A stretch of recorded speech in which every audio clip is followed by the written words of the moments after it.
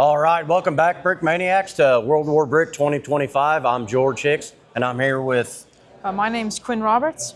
And we're going to talk about his rather impressive dreadnought he's made here. So where do you want to start? What gave you the idea? So this is essentially the first truly modern battleship. And the main reason that it is the first modern battleship is these 12-inch guns here. The reason that these are significant is because these are the only guns it carried apart from these little 12-pounders.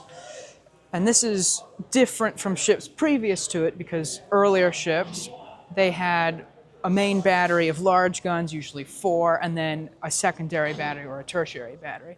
And the reason why that was not good is because the naval torpedo came into use around this time, which meant that naval battles could be fought at much longer ranges. Yeah. So that those smaller guns could not achieve the ranges necessary to fire on a battleship launching a torpedo. And also, this was an era in which naval guns were aimed with the trial and error approach. So the shell splashes would be measured and then the guns adjusted accordingly. And those smaller guns would block out the shell splashes of the bigger guns. Oh, that makes sense. This is the brainchild of Sir John Jackie Fisher. He was an admiral in the English Navy around this time, and he sort of came up with this idea to use these, to have one unified made battery of 12-inch guns. The size of this thing is impressive. How long did it take you to build this? It took about 8 months to build. I started designing it in studio, just the hull, and then I did the superstructure, turrets, all the fittings, freehand. That's pretty impressive, quick turnaround. Yeah.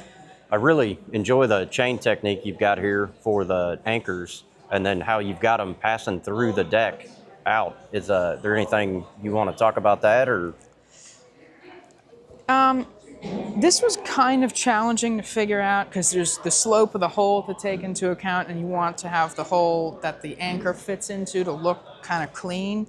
So I kind of just did trial and error with this. I designed an anchor and then kind of the hole to fit it. And then I use that technique a lot for my ships. It's a good technique to do large anchor chains.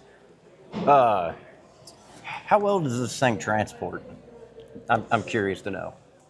Fairly well. It breaks up into 13 sections, 13 whole sections. The superstructure breaks into another 4, and then the 2 smokestacks come off, all the turrets come off.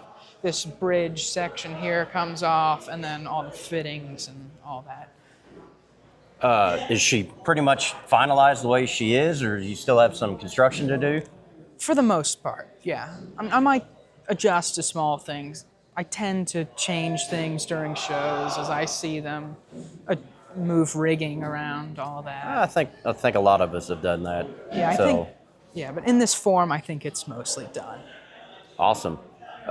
Anything else you want to talk about it? Any details you want to point out? Or, I mean, you've got quite a few smaller boats up here, lifeboats, dinghies. Can you tell us something about that? Yeah, they were used for a lot of purposes. This one here is the Admiral's barge for the specific use of the Admiral. The HMS Dreadnought was a flagship. These 2 are steam launches, and then all the others were oar-propelled. Oh, all right. Well, it's been a pleasure, and we'll catch up with you next time, Brick Maniacs. All right.